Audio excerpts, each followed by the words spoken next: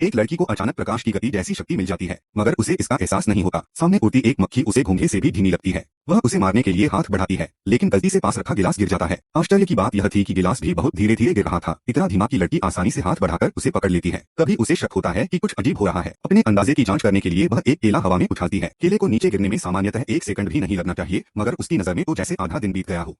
अब उसे समझ आ जाता है कि उसकी गति इंसानों से हजारों गुना तेज हो चुकी है। शक्ति का एहसास होते ही वह बेहद खुश हो जाती है और फौरन घर से बाहर निकलती है कि बाहर की दुनिया उसकी नजर में कैसी दिखती है। वह मुंबई की एक कैफे में पहुंचती है। ठीक उसी समय वहां 3 लुटेरे कैफे लूट रहे होते हैं। उसकी नजर में सब कुछ घोंघे जैसा धीमा लग रहा था। लड़की मुस्कुराती है और पलक झपकते ही एक लुटेरे के हाथ से पिस्तौल छीन लेती है। फिर उसके ही हाथ को उसकी तरफ मोड़ देती है और मौका देखकर मेज पर रखे 500 रुपए का नोट भी उठा लेती है। इसके बाद वह कैफे में बैठी एक महिला को धीरे से सुरक्षित जगह खिसका देती है। फिर वह काउंटर पर छलांग लगाकर दूसरे लुटेरे से भी बंदूक छीन लेती है। ताकि वह भाग न सके, उसकी पैंट भी खींच लेती है। तीसरे लुटेरे के सिर पर वह एक बियर की बोतल टिका देती है। इस बीच जैसे ही एक और महिला गिरने ही वाली होती है, वह तुरंत उसका संतुलन बना देती है। उसके पास समय इतना होता है कि वह कैफे का थोड़ा कचरा भी समेट देती है। आखिर में वह एक सुंदर युवती के सामने खड़ी होकर उसकी आंखों से बाल की लट हटाती है।